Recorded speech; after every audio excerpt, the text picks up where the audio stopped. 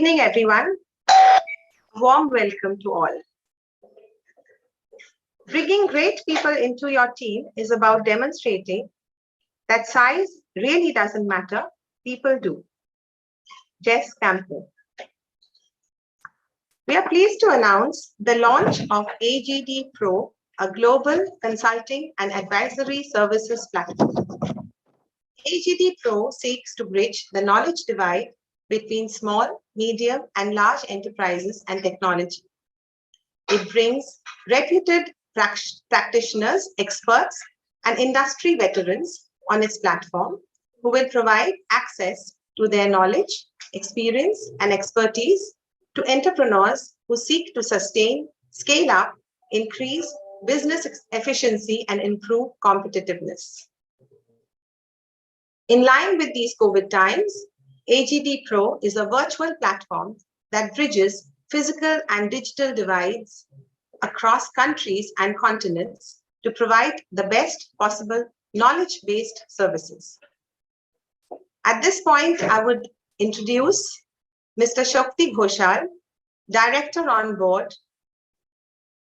Mr. Shakti Ghoshal, a mechanical engineer and an MBA from IIM Bangalore, possesses close to 4 decades of experience of profit center, business development, and global alliances spanning engineering, project, consumer durables, supply chains, aviation and tourism, both at the international and India-centric levels. A professional certified executive coach, PCC credentiated, he is currently involved in develop and upgrade leadership and performance incubation globally. He runs several workshops for large organizations and SMEs. He is also visiting professor at IIM Udaipur, IIM Kashipur, and IIM Nagpur.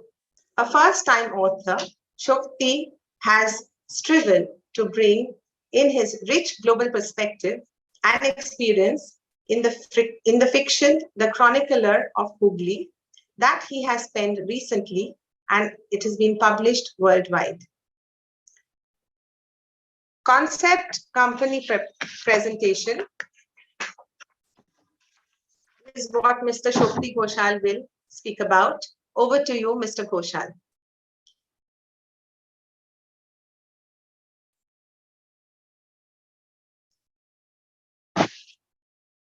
Could you please unmute yourself, Mr. Ghoshal? Thank you very much, Reena, for the introduction. And it's also my pleasure to introduce Reena Mitro, a practice leader on the AGDA platform for all the viewers here. A recipient of the Charles Wallace Trust Fellowship in 1992. Reena has a diploma in design from the Kent Institute of Art and Design, UK, an art director of several feature and advertisement films, an interior designer for several large corporates like Hindustan Levers and Tata Motors, an art and design teacher at several schools. Reena is adept at wearing multiple hats. Currently, she's the head of Center for Creative and Performing Arts at NSHM Knowledge Center. So thank you once again. And what I'm going to do is make a quick structured presentation about AGDPRO. And so somebody will have to tell me whether you can see my screen. Just a minute, please. Can you see my screen, please? Can somebody tell me if you are able to see my screen? Yes, we can see your screen. Yes, we can see the screen, yeah. Thank you. Yeah. One.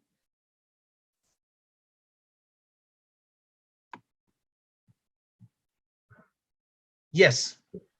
So, good evening, ladies and gentlemen. And I feel delighted and privileged to be part of this August gathering today, as also the opportunity to speak. May I wish you and your family a wonderful festive season. I speak to you on this balmy wintry evening in Kolkata, with that refreshing nip in the air. Apart from that nip, there is something else in the air. So yes, ladies and gentlemen, it is that evening, and I welcome you to the much anticipated AGDPRO global platform, which is being launched. And I'm really excited to speak about it and what it is all about. AGDPRO is really about possibilities. The possibility of co-creating, the possibility of bridging the digital and physical divide, as Reena aptly put it, across the globe to bring the best possible in-time support and services for our clients. The possibility for allowing them to bridge the knowledge and process gap that might exist between them and industry-leading organizations as they move on the pathway to success. AGDPRO is also about connections. The connect between domain experts, SMEs on one side, and entrepreneurs, businesses, and startups on the other. The connect to enable the latter succeed in a fast-changing and disruptive environment, the kind of environment which we are in at this point in time. The connect to allow registered consultants on the platform to access projects available and optimally match their skill sets with the requirements. AGDPRO is also about value. The value about collaboration, the value to our client organizations and stakeholders as they accomplish business targets and KRAs in their respective operational areas. The value of end-to-end consultancy and advisory services specific to the client and stakeholder requirements and the industry needs. The value of our domain knowledge, expertise, and experience to provide comprehensive support to clients to scale up, improve business processes, efficiency, and competitiveness. And finally, ladies and gentlemen, AGDPRO is about integrity. The integrity in terms of our word and the commitment to deliver results for our clients and business partners. The integrity of being ethical, authentic, and client-centric. The integrity of being socially and environmentally responsive. So may I once again reiterate that AGDPRO is really all about possibilities, connections, value, and integrity with our clients and stakeholders as we together create, we connect, and we collaborate. So on this day, AGDPRO platform is being launched, and what you see is really the homepage of the website, which is the platform. And I'm going to take this opportunity to showcase some of its aspects. The platform boasts of an enviable 1,000 years of domain expertise across industries, across functional areas and geographical regions. Now that is humongous, ladies and gentlemen. And this expertise continues to grow as more consultants and SMEs come on board. The platform operates across 32 diverse domains, ranging from technology, aerospace and defense, energy, transportation, to branding and learning. And when I talk about learning, it's basically digital learning. The platform also has the capability and functional expertise which encompasses 15 areas ranging from audit and assurance, mergers and acquisitions, risk, sustainability, and technology. Our value proposition is really about ensuring the best fit between the client organization and the empaneled consultants and subject matter experts. And that, I believe, is a great USP, especially when you are sort of straddling the globe. I invite each one of you to explore the full range of domains and expertise areas on the website, which is www.agdproglobal.com. I repeat, agdproglobal.com. In conclusion, therefore, one more aspect which is very important. We also have strategic partners in critical domains offering tailor-made solutions. So as I said, I invite you to explore the full range of domains.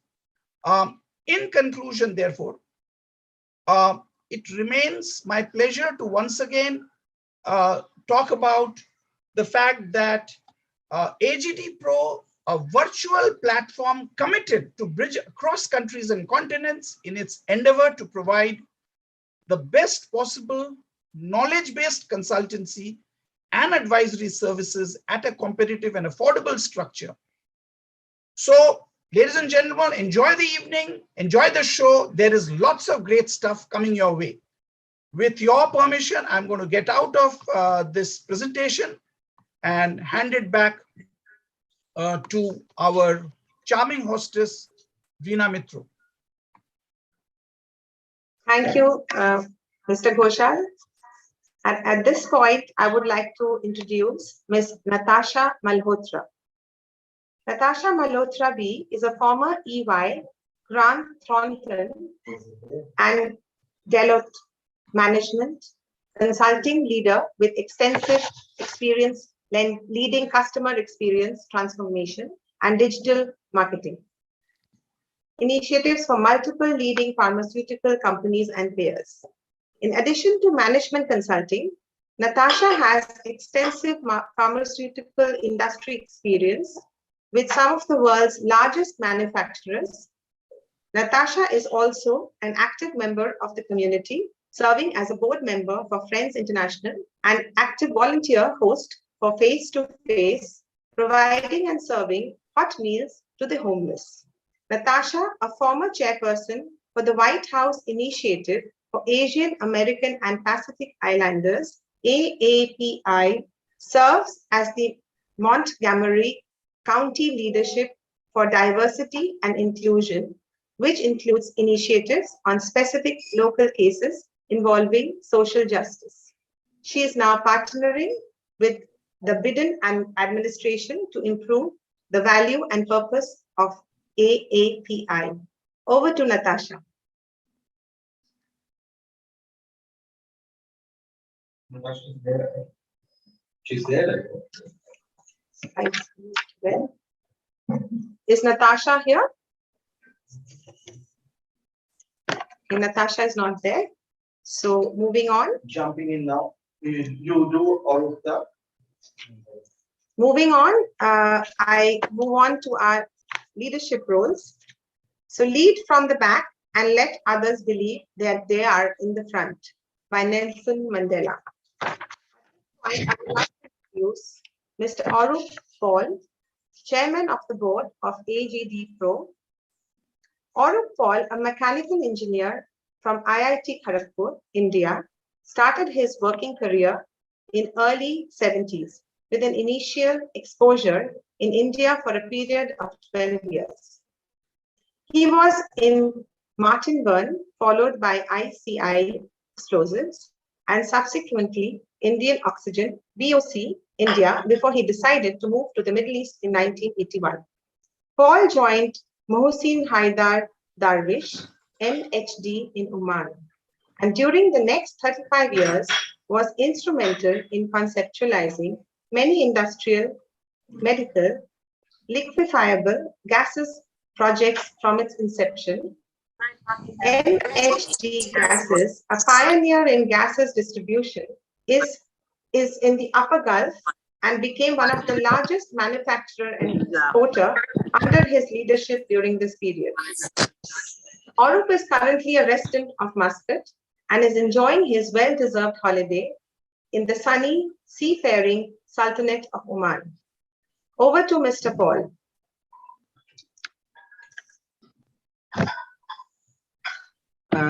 Thank you, Reena, for introducing. And also, I would like to thank Shakti for giving a broad idea about what AGDPRO is all about. You have spoken most of it, but I would like to repeat just a few points, highlight once again what is AGDPRO Global going to offer to the clients. Good evening, ladies and gentlemen. We are delighted to invite you to the virtual launch of AGDPRO Global.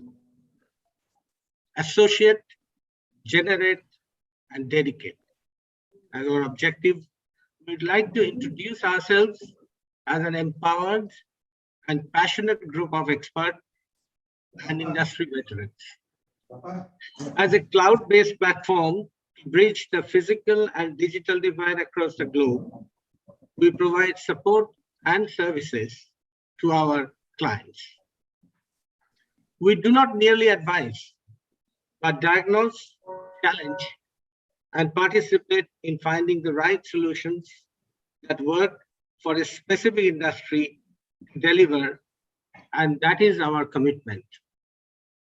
Our team of business practitioners and experts are present here this evening to take you through a journey on various domains in an interactive session. We hope you will find it useful and that it will lead to a long-standing and mutually beneficial relationship with you. Thank you.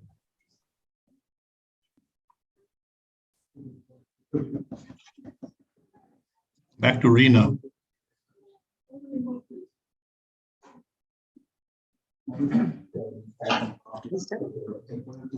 Rina, good morning.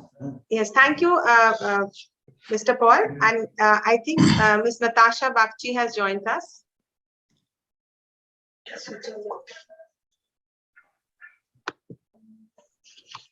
Yes. Yes, hi, how are you? Hi, I'm good, I'm good. So over to you, Natasha. I have introduced you right before I introduced Mr. Paul. So please go ahead. Hi, thank you so much for the introduction. And I'm so sorry I had some connection issues, but it's a nasty weather today in Philadelphia, USA. Natasha Bagchi, and I'm heading up the pharmaceutical life sciences area for the company, and really excited about today's virtual launch. This is a momentous occasion for all of us, really to be able to showcase the great wealth of knowledge that we can bring into the industry. You know, pharmaceuticals, we all think of big pharma. But there are so many small labs and biologists and developers that are out there that are actually trying to get molecules, sustainable and good molecules out into the marketplace. There's a lot of opportunity for us to think about how can we support these smaller companies and smaller labs to really expand and explore and better healthcare across the globe. So really, you know, our area is going to be focused on a couple of different pillars that are really important in the industry as a whole. So one is around launch. Really helping to create a sustainable launch plan for new products, big and small, for sustainable supply.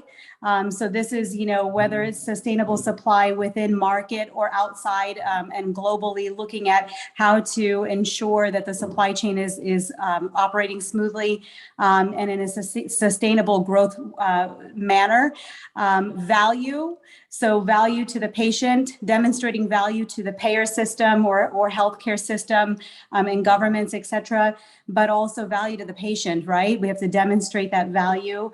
And then comes to the commercialization or commercial component of it or marketing component of it, which is really to make sure that we are pushing out the value of the product and creating sustainable, smart and digital programs to be able to educate our HCPs on products. So I think we have a wealth of opportunity in this space that, and a wealth of knowledge, in this space that we can really push out to the industry and help amplify the pharmaceutical vertical.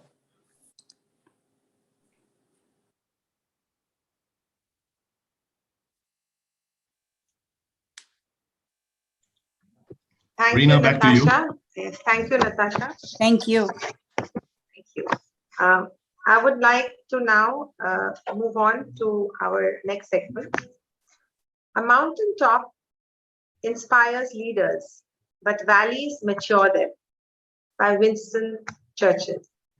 With this, I would like to introduce Mr. Shankar Bose, our Vice Chairman of the Board.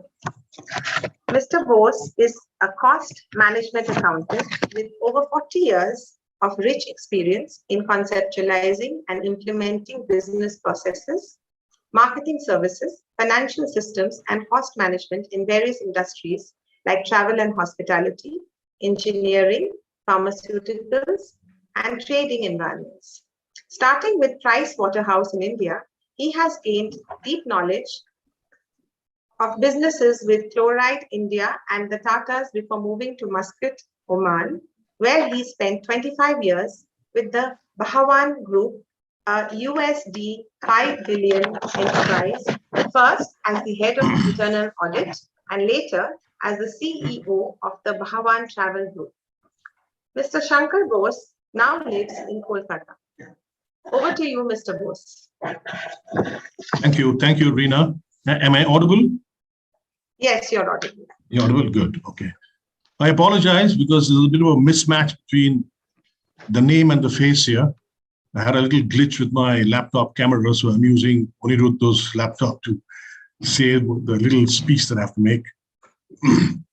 Okay, so here we are streaming live from greens of Tollygunge Club in Calcutta, networked with AGDPRO directors and advisors across the globe in Mumbai, in Muscat, in Cairo, in Dubai, in Paris, in New York, Maryland, Florida, Philadelphia, and Chicago.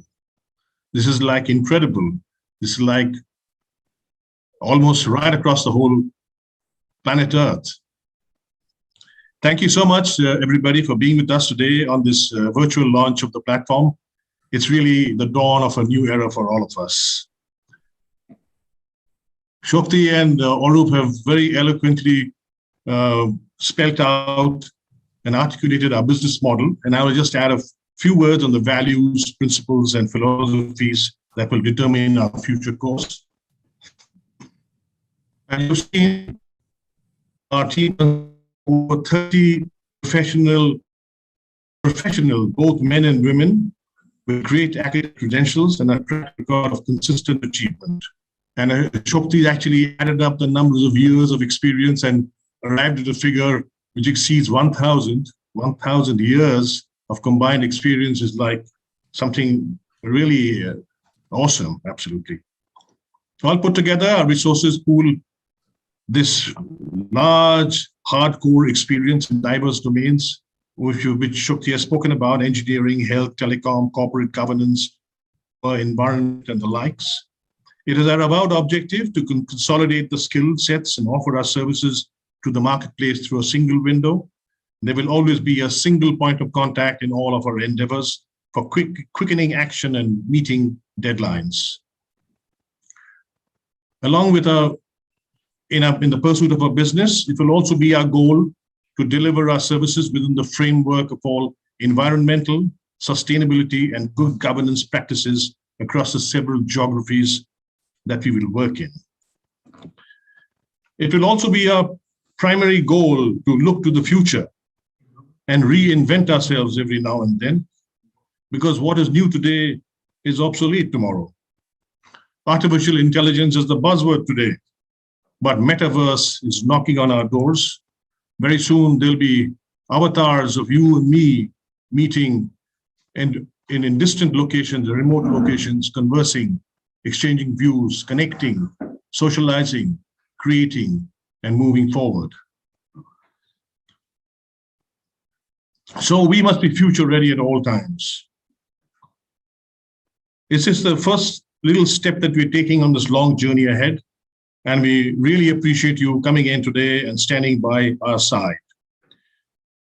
In terms of time, we are running a bit of a tight ship here, and there's some really good panel discussions coming forth. But before I return the mic to Reena, I just want to introduce two of our very special directors who are on board with AGDPRO. The first is Air Commodore T.K. Chatterjee, who's our company director, currently resident in Paris. Commodore Chatterjee is an ace test pilot with experience in 35 types of aircraft in the Indian Air Force. He's a specialist in defense procurement, aerospace industries, and military and civil aviation management. He was also the defense attaché to France, Belgium, Netherlands, and Luxembourg. And he brings with him a wealth of experience, which is going to stand us in very good stead in the future. The second person I would like to introduce is Mr. Devjit Chaudhary, who's our director, private equity and principal investors, who's currently based in Frankfurt. Devjit Chaudhary is an investor, entrepreneur, and the CEO of Value Work,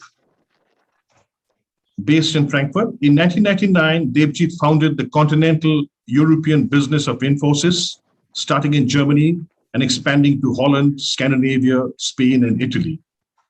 He is currently deeply involved with Value Work, where he manages the investments in Europe for startups and other industries. Having said that, thank you very much once again, and just back to you, Reena, for taking this forward. Thank you so much. Creativity is just connecting things.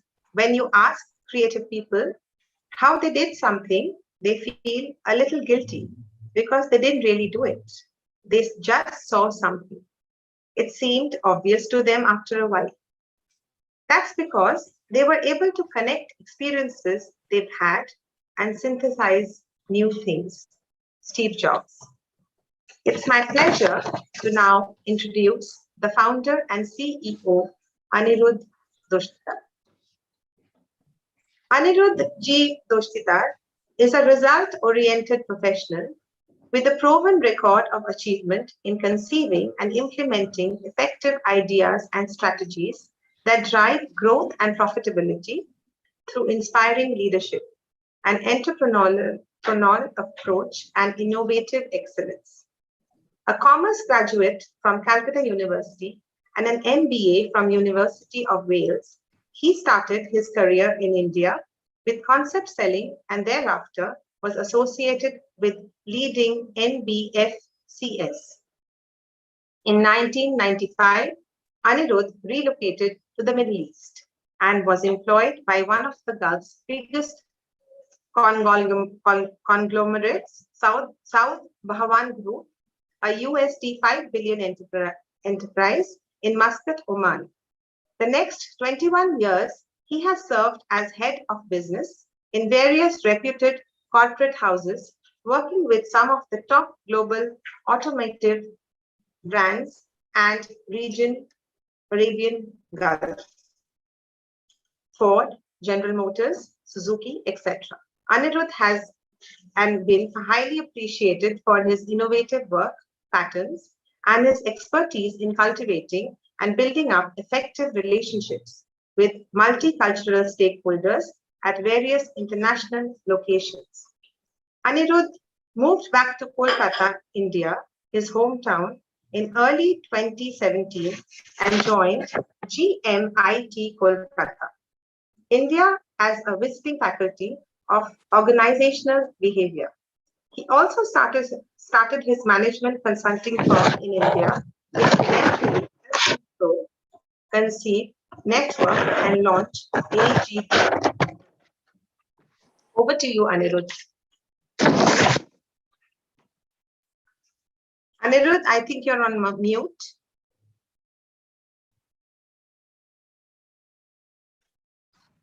Yeah, thank you, Reena, for the introduction. And before that, I would ask Devjit to say a few lines.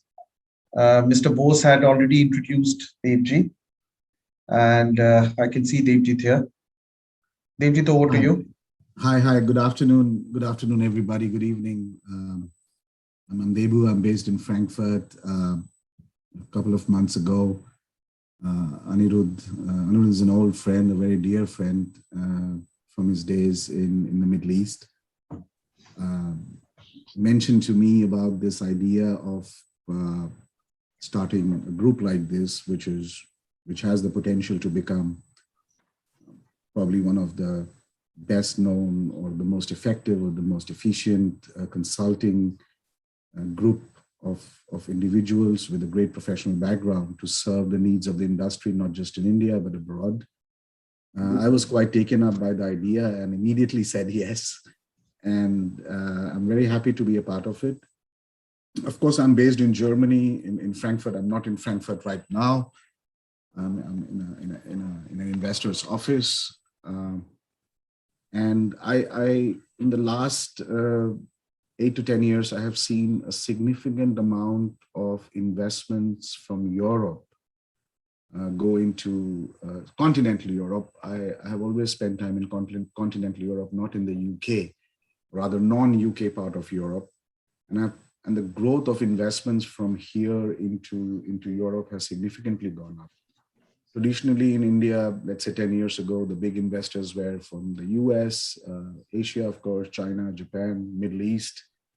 Europe was there, but not in a big way. And now I see investments going in there, and not just in the big sectors, but venture capital and private equity, which I kind of specialize in. I hear of funds which I've never heard before investing in startups and companies in India, which I have also not heard before. And this shows to me that there's a depth in both sides of the market. And I'm hoping that I'm able to play a role in facilitating these investments together with the people from AGDPRO group, of all of us here, and help these companies from Europe go into India. There's also India from Europe move, but that's not really gone up. It's steady like before. The Indian companies obviously first prefer the US or the Middle East or Singapore or markets they know much better, or UK. But there is also a movement there. It's not as much as Europe to India, but there is also a movement there, and I'm hoping to be a facilitator together with all of you in this area. Thank you. Thank you, Devu. And I would, if Commodore Chatterjee is there, I would request Commodore Chatterjee to say a few lines. And Commodore Chatterjee, you're on mute. There's a feedback. Yeah, please.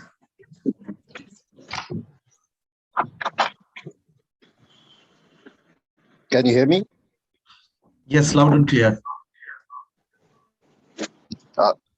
Good evening, ladies and gentlemen.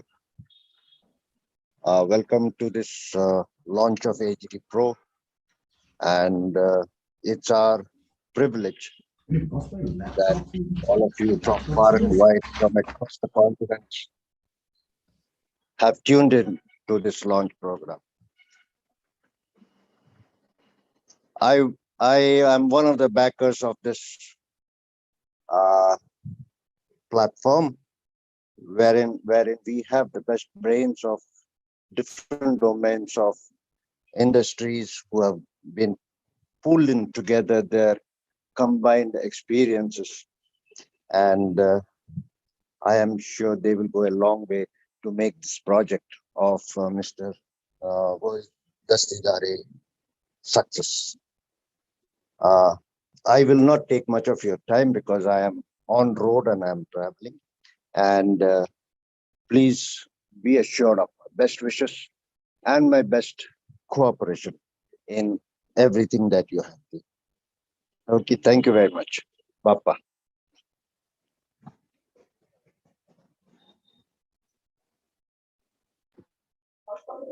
Thank you, Commodore Chatterjee. And I just would like to say a few lines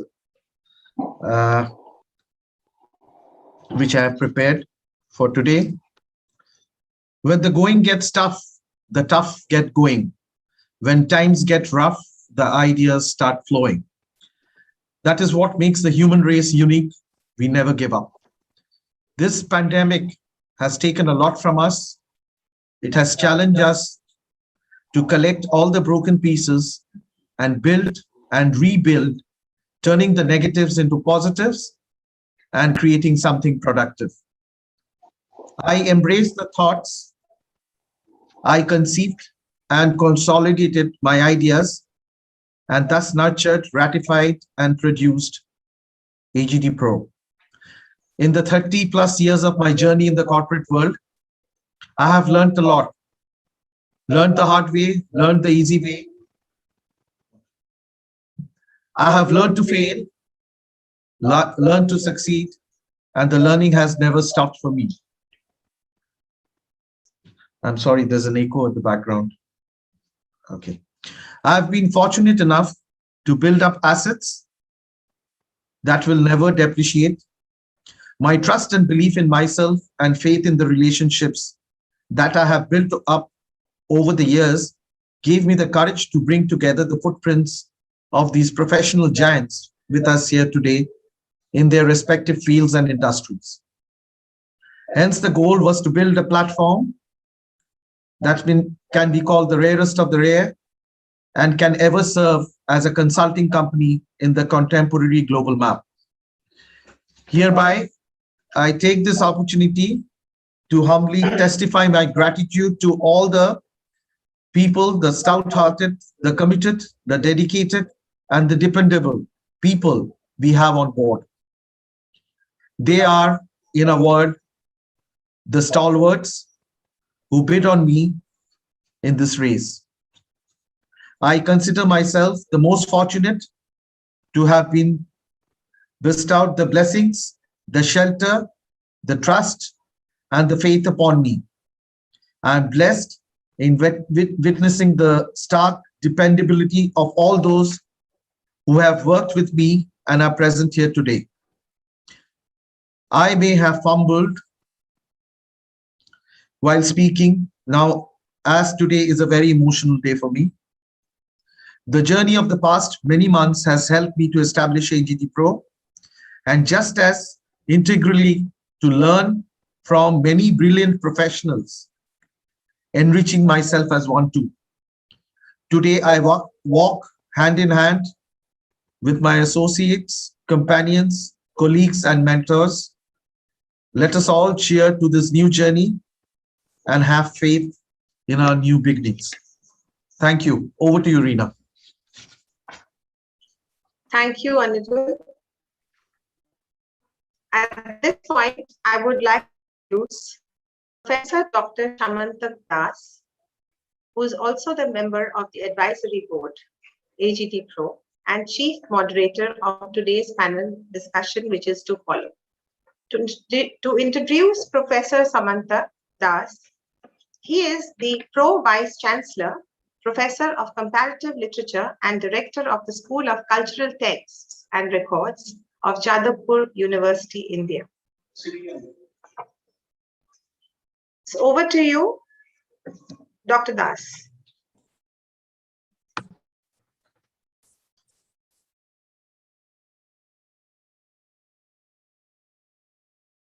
Thank you very much indeed. And it is indeed an honor and a pleasure to be associated with AGDPRO. And this last section, instead of having people speak, we thought it might be more fun and interesting for those who are listening in to start with a few questions. Given the diversity of experience and the difference in domains, I would first like to call upon Dr. Indranil Bagchi, who has long experience in pharmaceuticals and medical products. And is Indranil here? And yes, I'm here. Okay, great. So I ask you 3 quick questions and take your responses to them. The first has to do perhaps with the obvious. How has the pandemic, which is still going on, affected the pharmaceutical industry and access to medicines? The second is following up from that. Do you expect things to go back to normal in the next year or so? Or do you expect that some of the practices that have been put in place because of the pandemic will become permanent?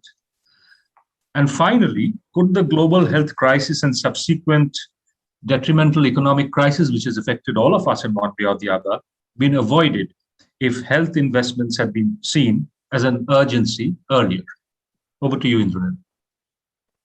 Thank you for the questions. And just to introduce myself, Indranil Bagchi, I currently lead the value and access function for Novartis globally. Very glad to be part of this initiative as an advisor. Anirudh, Bappa, I know for many years, and really glad to see this platform coming together. I'll take a few minutes to answer the questions. I know we have probably a lot of other questions and a lot of other presenters waiting. In terms of how has the pandemic changed how we look at healthcare, I would just mention three quick things. One is we've seen incredible collaboration between different stakeholders who provide healthcare. And these are regulatory agencies, medicines agencies, payers, policymakers, governments coming together and essentially acknowledging that health is essentially the most important thing we have. And COVID-19 has exposed some of the gaps that we have in healthcare systems across the world. So the level of collaboration that we have seen between these different stakeholders to be able to bring vaccines to society in remarkable time, usually it takes 10 years to develop a vaccine. The first vaccine that came through for COVID-19 happened in about 10 months. That's the magnitude of improvement that's happened. And that happened with full regulatory rigor.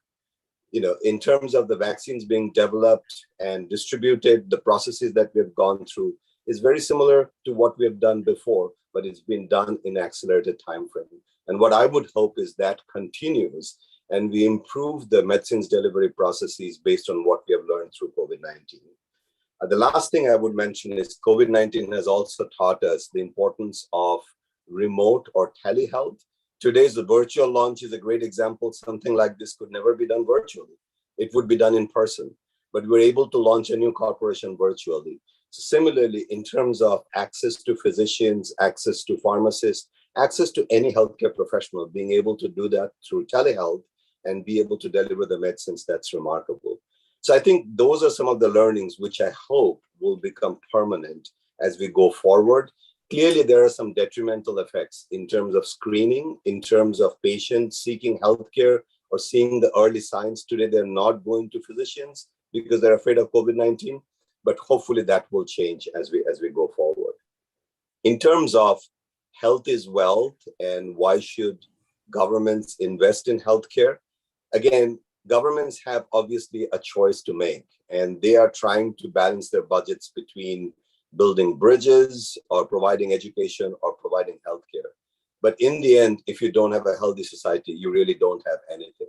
And that's the dialogue, that's the discussion we're trying to have with governments, because now that you understand what a single virus can do to the entire global economy and essentially bring it to a standstill, something like this has to be prevented. So governments need to wake up and essentially put health as a priority and be able to take those steps. So next time something like COVID-19 happens, we are able to deal with it in a much better way than what's happened today, which is 5+ million dead and a significant impact to the global economy.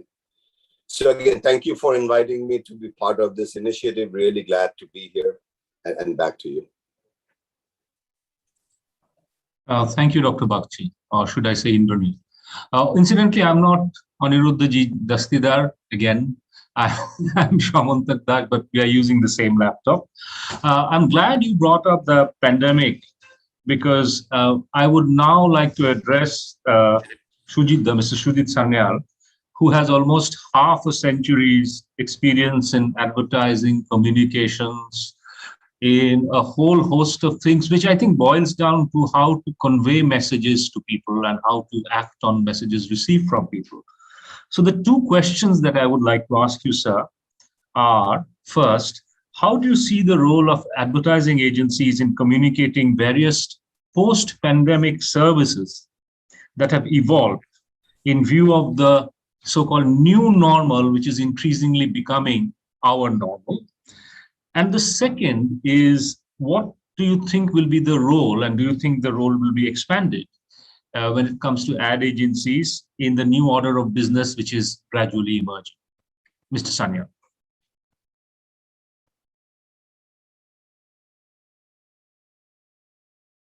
So you're still muted. You need to unmute yourself. Yes, you can hear me now. Yes, I think Yes, we can. Well, Thank you. Thank you very much for this opportunity to come and share my views on this business of advertising and communication. Very briefly, two answers. First of all, like pandemic hit all industries and all businesses, it also hit the advertising business. Now, today and tomorrow, one of the major focuses that advertising will have to take on is that instead of just being experts in creative communication and designing and all that went in the last 30, 40 years, it's going to be knowledge. It's going to be absolute knowledge, because the advertising agency or the advertising consultants will be seen as some kind of what shall I say? One has to collaborate with them. Today, for instance, if somebody from the finance sector comes and talks to me, it will no longer be making out an ad and saying that, it has got to be the knowledge of finance. Now, a forum like this, like AGDPRO, is possibly the first step, let me tell you, I think in India, that all resources and all industries have sort of come together, which is absolutely essential. So the first part is going to be knowledge and collaboration. And therefore, it's not just going to be good designs and bad design. That's over. You have to be seen as a business partner, really a business partner who knows the business. The second incident, the second factor that I want to talk about is that we have had enough of doing Cokes and Pepsis. I think it is time advertising starts looking at communicating the health sector, addressing the health sector. And the COVID-19 business that has happened across the world has been one excellent example. Somebody had asked me just before when COVID was hitting that what's going to happen to advertising. And I said that there are some agencies who specialize in the health sector. And those who specialize in the health sector will probably be doing much better than those who are handling so-called FMCG or whatever brands you call it. So the future of advertising is going to be a lot of knowledge and I think the agency people better start looking at the health sector a little more seriously and start looking at all other industries, start getting the knowledge in together. Well, that I think briefly is what I see in the next 2 years or so. Thank you for calling me in and for this opportunity to share my views with you. Thank you, Shujitda. It's great that you mentioned how things are going to change if they haven't already changed in advertising. I now turn to Hillolda, Mr. Hillol Nondi, who joins us from the United States of America. And his area of expertise is particularly exciting because he is going to tell us a little bit about the use of artificial intelligence in processes and manufacturing industry. And what are the questions one should ask before moving into this, for most of us, still rather strange and science fictionist realm? Hillolda, if you'd care to comment. Thank you, Shamantak, for introducing me. My background is primarily AI and machine learning in manufacturing industry. I've worked in manufacturing after I graduated 2 years in India and then about 40 years in US. I've designed, developed, and implemented several machine learning tools for process controls. AI has been earlier in some form, but these days it has been more talked about and implemented with better computer power and access to more data. Now, the reason I'm talking about AI primarily because as we are all talking about COVID and its effect on all other industries, certainly there is also an effect on this manufacturing industry. So first, I'm going to talk about what questions to ask about implementing AI in process and manufacturing industries. So first, we have to ask, what is the business goal? So define the problem. Organization can often rush to deploy an emerging technology enamored by market-driven luster. Deploying technology just for the sake of it usually leads to failed projects. Defining the problem beforehand will allow the organization to understand the goal. So that's the first thing. So the next thing is that we have to ask is that, do we really have the data? Because data are the backbones of AI or machine learning. AI and machine learning project fails primarily due to lack of results. there are three factors, key factors when it comes to data is quality, quantity, and access. So we really need to check those things. The next thing is that, do we have the data scientists and the subject matter experts? Data scientists are critical to any data projects. However, they are not the only required experts. As vital is a strong partnership with subject matter experts who understand the business goals and what parts of the process are being optimized. Without their collaboration, the project will likely fail. So finally, it comes to the question like, can a solution provider help us regarding that? Unless you possess deep AI expert in-house, an organization will need to seek an outside source to help guide the evaluation and execution of a project. Choices range from specialized analytics or consulting engineering firms to all-in-one providers capable of end-to-end support. Whatever route you go, the key is to identify the entity with proven experience who can provide those services like us within a reasonable budget. So that's primarily what I'm going to talk about AI. And then finally, I'm going to touch base on this pandemic.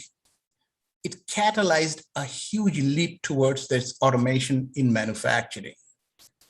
We finally got to a point where digitization technology is proven.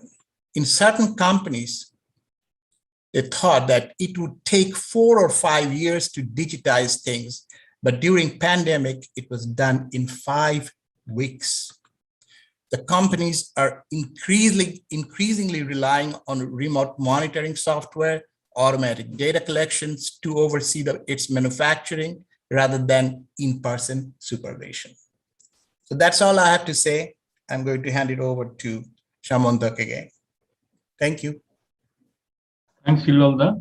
Incidentally, if anybody wants to come in and ask questions, I think maybe we can have the panelists go first, and then we can, if we have time, we can take questions from them. I think that would be better.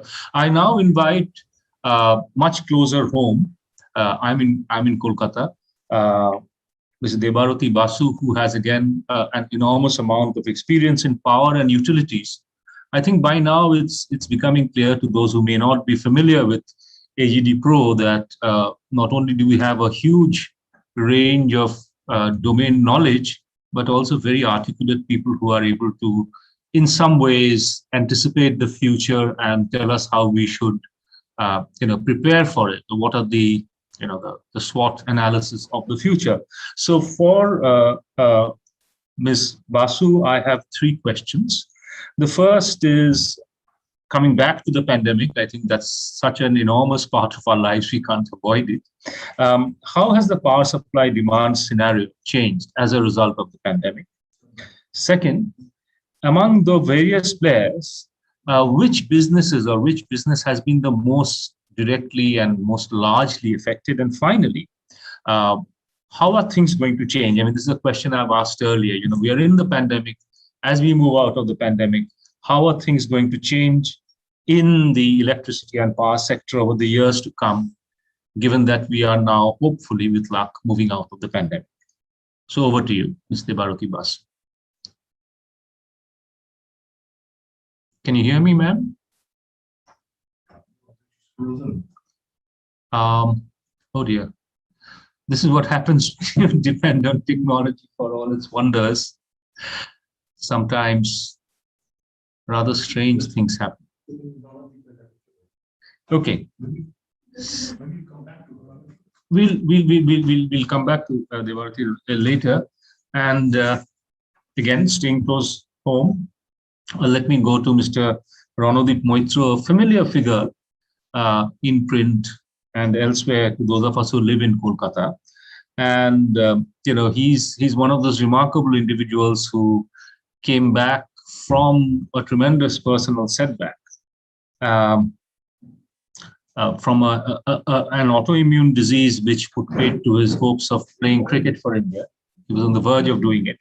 And now he's a what I would call a health and fitness guru. Ranudeep, if I may, what is corrective exercise? You speak about it in your columns, but I've always wondered, what is corrective exercise and how is it different from other forms of exercise? And what is, the relationship between metabolic illnesses and exercise and the sort of illnesses which are the bane of modern civilization? How can exercise help? And finally, and speaking for myself and others, how can we benefit from your knowledge? And generally, how can we keep fit and survive, coming back again to the pandemic, coming back again to the sort of restricted lives that most of us are leading now? That's it. So if you'd like to comment on those, I'm sure there'll be questions for you later. Okay. So firstly, you said about corrective exercise. I believe that movement is medicine. Good movement is medicine. It's like you really need four doctors to survive. One of them is Dr. Diet, I always say Dr. Happiness, Dr. Quiet, and finally the last doctor is Dr. Movement. But you've got to get the first three doctors in place to get the last doctor, which is Dr. Movement. And these are all the four doctors you need. You don't need anything beyond that. Now, corrective exercise or corrective movement patterns is a movement that helps to identify and at the same time rectify any dysfunction, any sort of aberration, or maybe a default pattern in your body, a deficit in your movement pattern, if I may call it. And it's like a red flag that you look at before diseases occurred or before the symptoms have started showing up. In many ways, it is preventive medicine. It's clinical diagnosis, not only of physical nature, which means musculoskeletal, but also of metabolic nature. So a trained corrective exercise specialist or a therapeutic exercise specialist should be able to look at a body and point out the red flags and warn you of the dangers that may happen. This is what will prevent you from future trauma, a future illness, and a future loss of man days, and also the agony and the trauma of going through a musculoskeletal or maybe a metabolic illness. Now, in 2020, it was predicted 20 years back that India would have the highest number of diabetics in the world.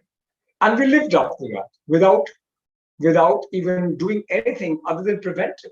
Now, the entire medical world was geared at treating the symptoms of diabetes, but nobody was thinking of how to make insulin more sensitive or how to tackle a small issue, well, not small issue really, but an issue like in improving insulin resistance.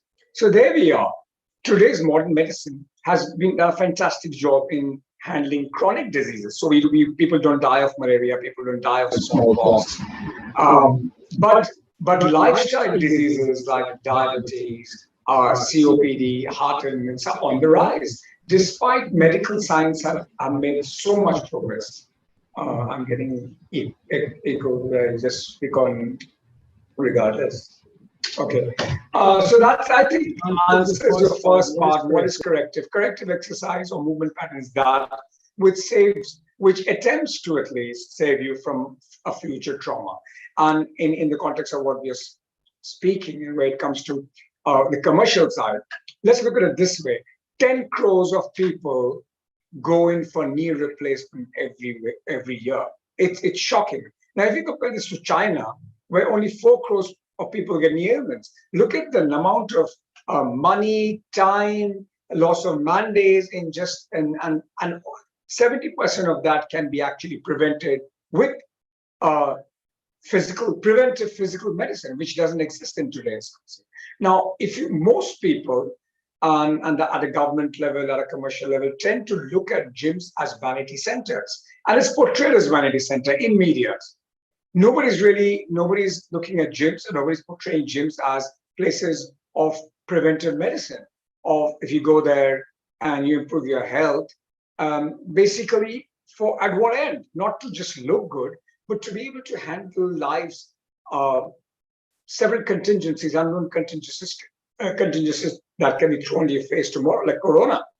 I mean, I don't use a mask, I don't use a sanitizer, and people say, oh, people say you're not being careful. I mean, I've taken the vaccine with a lot of reluctance, but I've been careful over the last 50 years. And the mask and the sanitizer doesn't compare. It's not even a teddy bear picnic compared to the kind of care I take, right? So the reason I've taken those vaccines is because of, not for health reasons, because I want to travel and I want to make life easier for myself. I want to be allowed inside clubs, but they have absolutely no bearing on my health.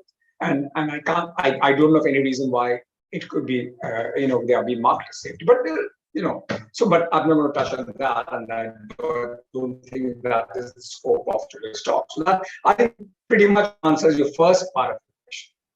And what can people do? So yeah, you look at, just as we looked at Corona, we are unprepared for it. Why we should be unprepared for it, I don't know, because I said train for life. And so you have to regard your body is your last bastion, your fortress, your last fortress to protect you from any virus, any bacteria, any sort of fungus, any protein that gets into your body. So I always say, sometimes a little jokingly, it's people tell me, oh, you do nothing. How come you manage to eat everything and do it? Listen, I tell them the first 20 years of my life, I really invested in my body, right? And I tell everybody, look after your body in the first 20 years, and thereafter the body will look after you. You don't have to. The body protects you. You don't have to protect yourself. Your body's on autopilot because you've invested so much in it and therefore in your old age, you're that much of a efficient animal, because there will be a time when people slip and fall. There will be a time when you struggle with the laptop at 65 and 75 with the luggage in your hand, getting down the steps of an aircraft, right? So when you're that much fitter than everybody else, or healthy, you're that much more productive. So yes, what do we need to do? We need to, and how is it that main things? I'll just look after your ticker, look after your heart. That's primary, because I haven't in my clinical experience seen people who really have strong hearts suffer from a bad liver or a bad kidney and a pancreas. So it's almost like I look at the heart as the center of a planetary system. Just as the sun is in the center of a planetary system, the heart is in the center of all our endocrine system. So number one, look after your heart. Strength, not strength from the sense of the way you perceive people, strong men, but strength as an anti-frailty factor. To take on life's battles, you can't afford to be frail. And you're physically frail, you're going to be mentally frail, right? Secondly, work on your muscular endurance, because the ability to do more and more without getting tired, making the day longer for you is a result of muscular endurance. So these are cardiac health, muscle strength, muscular endurance, and flexibility, because joints decay when the muscles get short and tight. So stretching the muscles should be part of, even if you can't get much work done outside the house, but flexibility should be a big criteria, because you keep when the muscles are long, supple, and tender, they age better, they age more gracefully, and they keep you mobile well into your golden years. I think that was part of the second question. And can you go back and repeat if I haven't answered, part of which you haven't got the answer for? I tried to address it. There was one more thing that autoimmunity. Yeah, I answered it, because people who have autoimmune diseases, there are several, and the research is out in autoimmune diseases, and they're still trying to find out where people get autoimmune disease. But more and more people are getting affected by autoimmune disease today's modern world, because our diets are terrible, our environment is terrible, and autoimmune disease are basically your body's own protective system being thrown out of gear. So I got it 30 years back, and it's to the gut. So what happens in autoimmune disease? The problem is in one place, and the source is somewhere else. It's like a different site. So the idea is to go find out what the source. And one of the places where all diseases enter your body is through the gut. So there is an old world saying in Bengali, our grandmothers say, look after your stomach and your health will be, they say in Bengali, the pete jotno rakho sabkichu thik hobe. So it's, so in modern science is increasingly laying stress on keeping the gut healthy. And that means not having processed food or reducing the intake of processed food like white flour, sugar, alcohol, and intake of cigarettes. So yeah, that's it's not rocket science. It's very simple. I mean, I think all of us here know. I mean, you don't have to be told which food is good for you or bad. We tend to just ignore this, and that's not to say that you have to. You should get your little, whatever your simple little pleasures are. So you don't have to stay away from a pastry or drink forever. But I would say moderation is the key to it. Yeah, So that's I think yeah. I'm sorry to interrupt you, but we've got quite a longish list of people on the panel. So I'm cutting you short with apologies. With apologies. I'd now like to come to Mr. Ashok Borat, and thank you for all the things you said. They're all very important, but time, that old arbitrator will keep. Mr. Ashok Borat, and following him, Mr. Ujjwal Chaudhary. I think between the two of them, they've got decades and decades of experience in corporate governance, management, and finance. So for Mr. Borat, for Ashok, quick questions which we've already sort of asked others. Do you think the COVID experience will force a rethink on business models? And if so, how? And finally, have investor behavior and expectations changed due to COVID? So if you could have quick responses, sir, and I would request everybody to keep their responses brief. Thank you. Good evening. Thank you very much. So, the subject that you've asked me a question on is fairly long. It could be the subject matter of a panel discussion by itself. But for the audience here who would be interested in figuring out how AGDPRO could be of help to them, there are a couple of things that I'd just like to mention. First and foremost, from a governance perspective, you will see that there will be a lot of relaxation on procedures, but there will be also a very high threshold of compliance. And regulators will have much better coordination with each other. They will use big data analytics to catch areas of non-compliance. So compliance is going to become a major area of concern for governance. And when I say governance, it's not just about the board. It has to be something that gets percolated down to the most bottom level of an operating unit.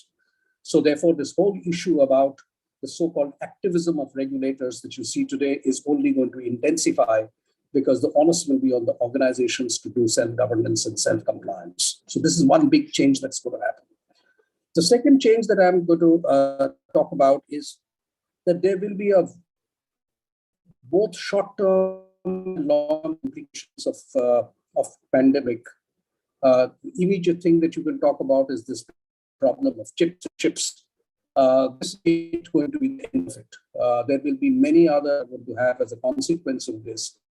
And therefore, the agility of the business model and the ability to very quickly change, whether it's your product offerings, whether it's the way you deliver the product, whether the way you manufacture the product, the choice between manufacturing on your own or getting it contract manufactured, the entire supply chain will be under a tremendous amount of not just strain, which is usual, but also very short-term reflexive strain that will be very difficult for companies to handle unless they have that model. The third thing that I can see is that when we talk about digital delivery, most of the people think of digital delivery of products and services. From my perspective, the digital delivery of internal SOPs is going to become a bigger challenge because the hybrid model of working is here to stay. People will work from home, they will work from office, they will work from anywhere. And therefore, until and unless you have an internally well-enmeshed system of delivering internal SOPs, you will have a big disconnect between what you deliver to the customer and deliver it internally.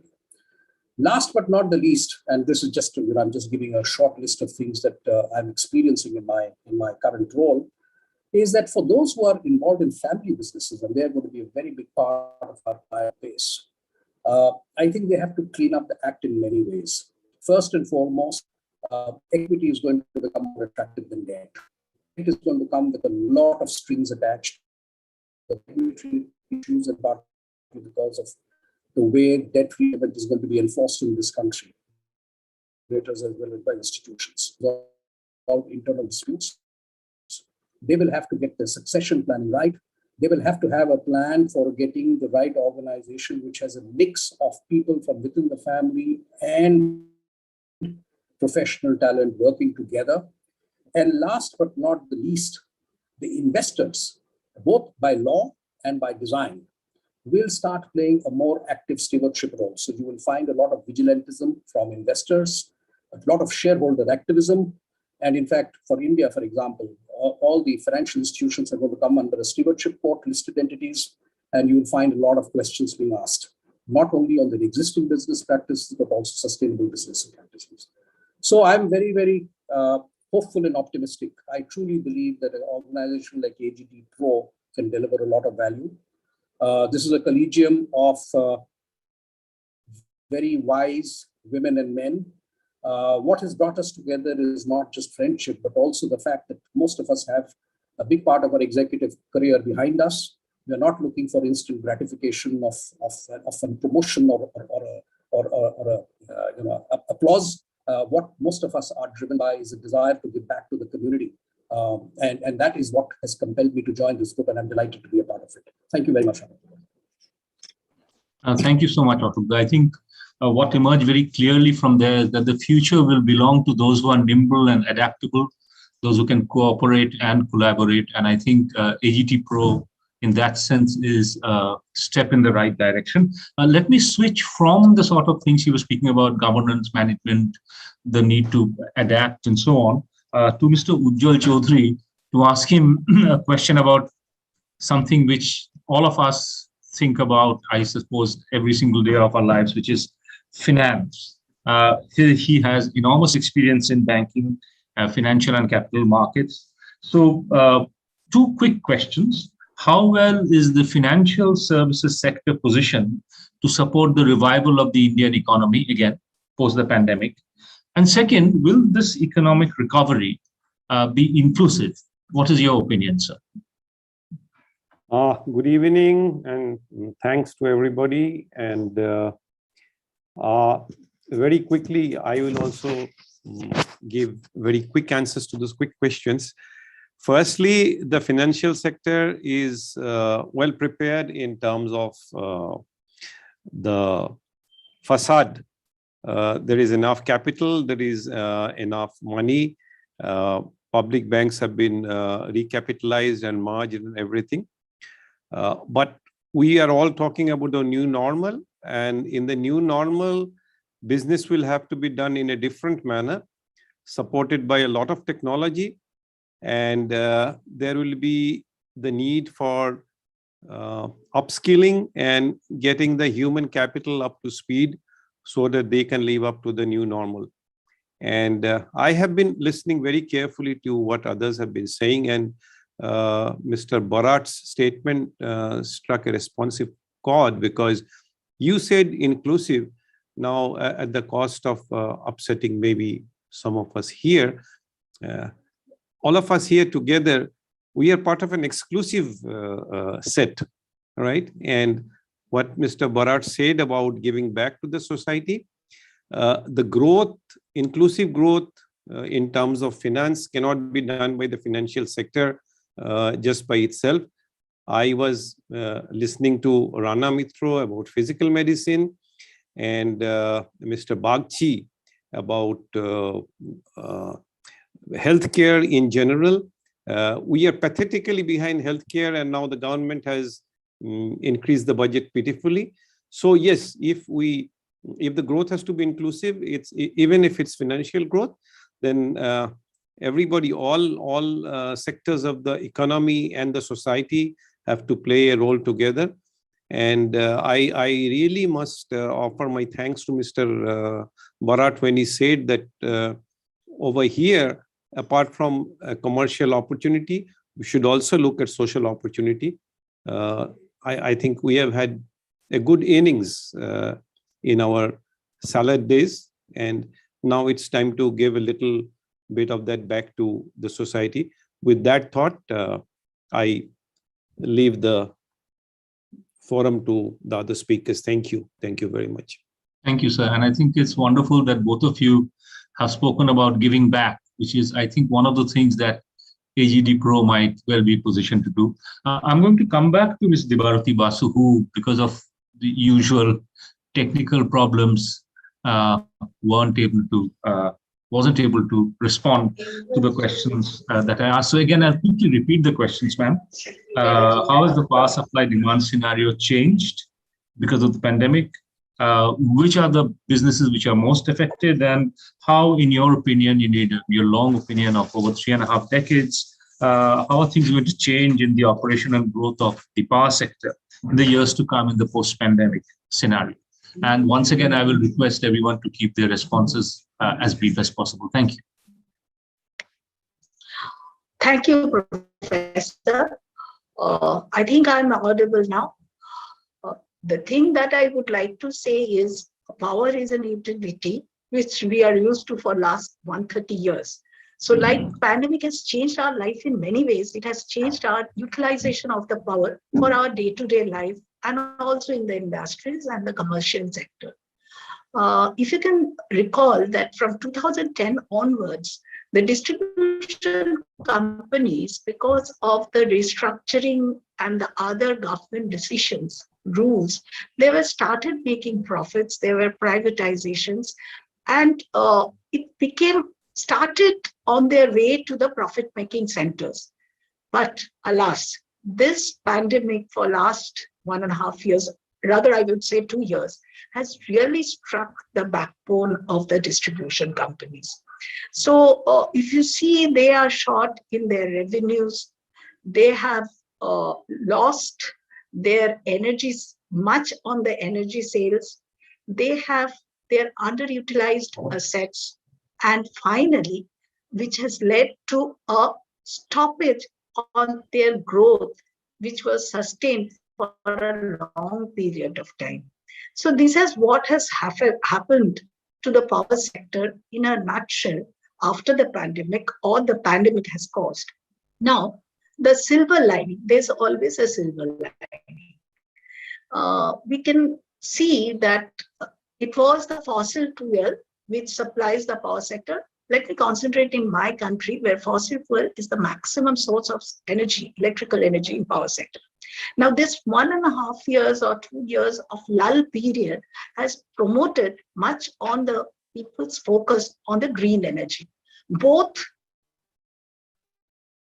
production of green energy and also the consumption of green energy. I would like to say that production in the form of renewable power, consumption in the form of electrical vehicles, e-cooking, and E2G processes. So this is the major change that has come, and people can focus towards a much greener energy sector in the future, though unknown is the growth pattern. And one of the major things that has happened in the power industry is the character has changed. How? One small example. If you would see that in an entire power distribution utility, the major chunk of energy consumption was industry, and the next measure was the commercial sector. And lastly was the domestic, and which was very much subsidized. Now, what has happened is, because of this pandemic, the commercial sector has closed down, the industries have a total lull period, but the domestic has seen a boom. So as usual, there is quite a big jolt in revenue of the industry, I mean the utilities. So we have to think of the changes that has to be done so that the utilities also make their profits. So having said that, the basket that a consulting can give, that from the AGDPRO platform, going by the taglines, connect, collaborate, and create, I would also like to add another C, that is consolidate. Consolidate this pandemic situation and go into a new sector where AGDPRO can give support services in the power sector, starting from a minuscule renewable source or as a rooftop solar, to the battery systems, to the e-cooking, and also the charging of e-vehicle in the distribution companies as an utility of private franchisee and all other small entrepreneurs who wants to come into the power sector. That's all, Professor Das. From my Thank side, you. if anything else you would like to ask. Thank you so much. And I think, there are interesting little themes and patterns that are emerging from these perhaps unfortunately all too brief responses that we are getting because of paucity of time. Let me now switch to our last pair of panelists, both of them educationists, Professor Shormishta Rai Chaudhary, who joins us again, like so many others from the United States of America, and Mr. Jishnu Gupta, who is here in Kolkata. So spanning the whole world, we have two people speaking on education. I'll come to Shormishta first. None of what we've discussed so far can be sustainable or have value in the future unless we take care of education. The entrepreneurs of tomorrow are the students of today, as are the investors, as are the financial experts, the pharmaceutical executives, those who are working with artificial intelligence and its further development. So the education sector has been hugely hit. I know because I'm also a part of it. Over 1 billion students in 188 countries were essentially thrown out of classrooms. In our country, it's only now 20 months after colleges and schools and universities shut down that people are gingerly stepping back into classrooms, and one is not even sure where and for how long this will last. But things have changed in enormous ways. We could have a panel discussion just on the changes in the education sector and the possible role of a facilitator, which is how I like to think of AGDPRO, could play. But I'll ask Shormishta 3 quick questions. How do you see the education scenario today? And Jishnu, feel free to come in if you want to comment on it. Second, too much information is almost as bad as not enough information. And there's a proliferation of digital tools, protocols, processes. How do we choose? Can we choose? And third, moving a little bit away from these pragmatics, asking you about the role of interdisciplinarity, a word which incidentally features very largely in the National Education Policy of 2020 as well. Interdisciplinary is a word which occurs frequently. And in all of these, I would like you to kind of indicate, even if very tangentially, the role that an organization like AGDPRO can play in the near and distant future. So first, Shormishta, and then I'll come back to you, Jishnu. Yes, thank you, Professor Das. That's, of course, as educationists, I think we are at the forefront of many of these issues that you mentioned. The last 20 months have seen the education landscape transformed, and I would say learning in general transformed. Education happens both within a classroom as well as in other settings as well, and all of that was affected by the pandemic. So I'm going to keep my responses brief because I know we have a time issue here. But I'll start with really your last question first, and that is the interdisciplinary nature of problem solving that the new sort of learning environment has shown us.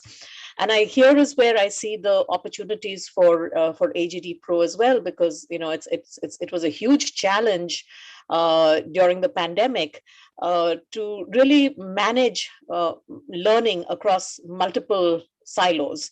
And I think where AGDPRO can really help is in helping both institutions as well as learners identify, where they need change the most, how this changes should come about, and then, and really, in a sense, become agile at change management. So that is where I think AGDPRO and our domain expertise can really help.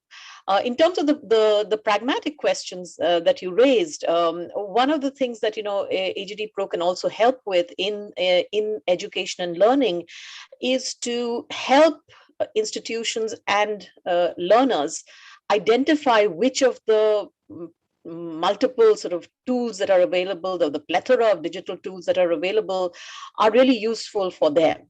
There are other issues which I think Jishnu would also be better qualified than I am to talk about. There are issues that have come up because as we move more towards distance learning, remote learning, issues of cybersecurity, identity security, all of these issues are very important and need to be understood by institutions and by individual learners. So I think where AGDPRO can help, solve these problems is help institutions and individuals and individual learners understand what sort of digital transformation, aspects they need most critically, whether they need to digitize and organize, whether they need to automate and streamline, or whether they need the much deeper shifts that basically, will help them plan strategically as well. So I think in each of these areas, AGDPRO can help institutions and individual learners as well.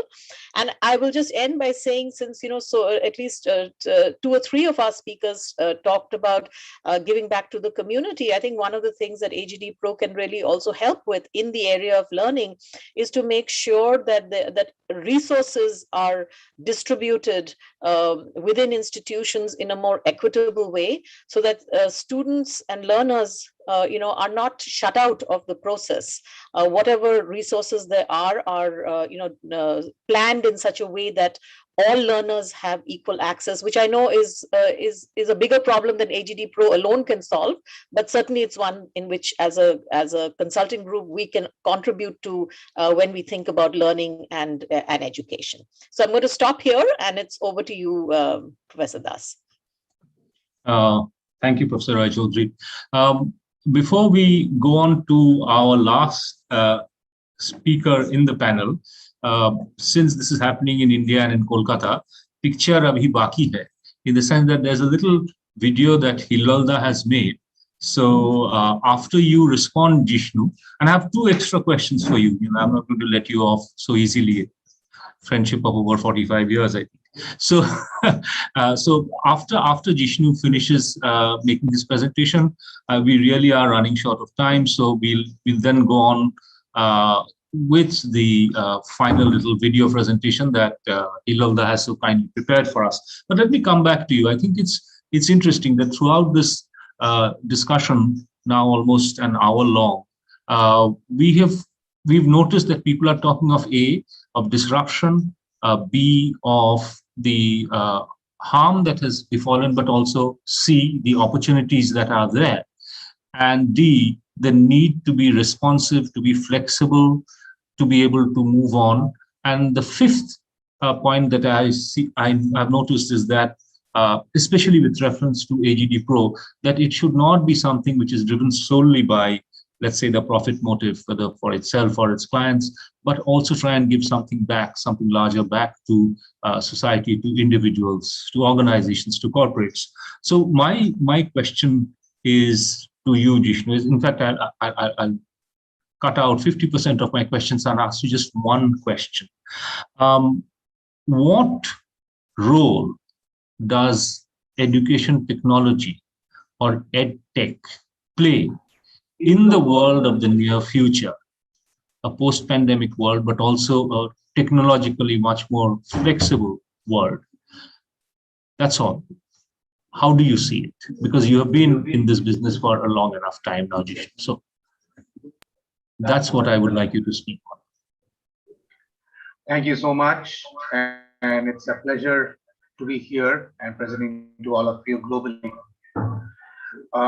This question about the role education technology plays, I think it is now everybody who is listening in here today and all our friends, relatives, there has been a huge kind of fatigue with screens.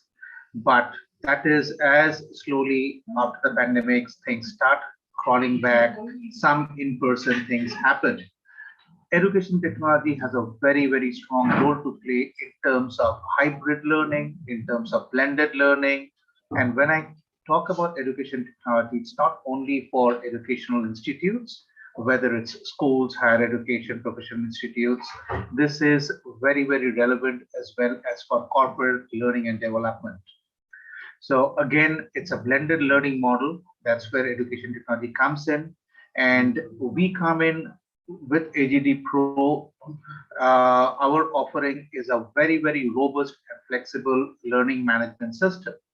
And probably, even if I'm saying so myself, we can claim it as one of the top 5 learning management systems globally, where this is already in use, in place, and installed in a number of educational institutes as well as in corporates. And we are increasingly getting more and more inquiries and more traction in that space.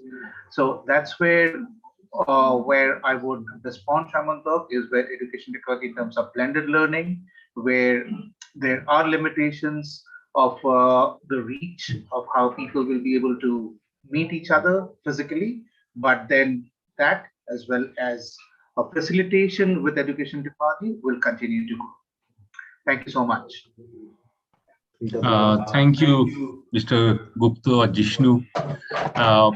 I think those of us who've been listening in, others who are not so familiar with AGDPRO have now got an idea of the range, both the depth and the breadth of the expertise that is available with AGDPRO, and the enthusiasm that everybody has shown, whether a white beard like me or somebody who looks much younger but isn't all that young like Jishnu. So all of these, I think, have given you a taste of what AGDPRO is like, and I will now request Hilalda to play the delightful little video that he's made for AGDPRO on its launch day. Hilalda. Yeah, I'm here again. I'm the control man. I've been doing a lot of things right here, playing this video, playing that, and making sure the YouTube works and things like that. So finally, I'm going to do a little thing. Today is a launch of AGDPRO, as well the launch of our website. So let's go and find out what is this website has to talk about. Okay, so I'm going to share it with you guys.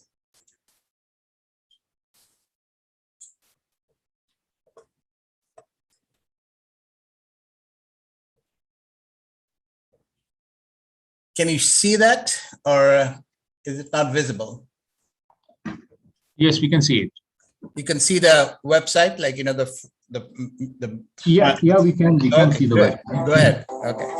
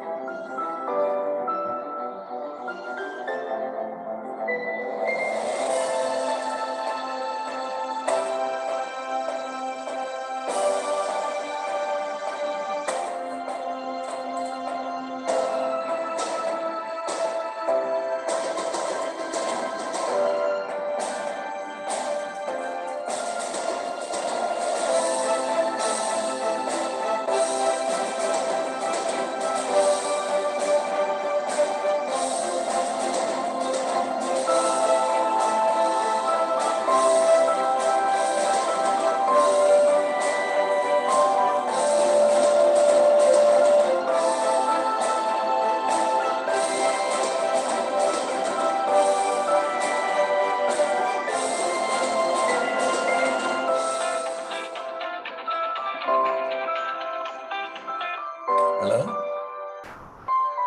Hello?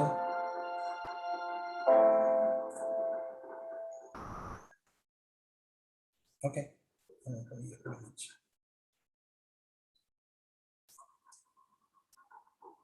Okay, now I'm going to hand it over to Rina for a few things she has to say. Go ahead.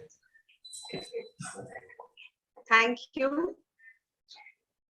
A few strike out without a map or chart, where never a man has been. From the beaten paths they draw apart to see what no man has seen. Edgar A. Guest. With that, we come to the end of our launch today. Thank you everyone for being with us this evening. Thank you for your time. Have a great evening ahead.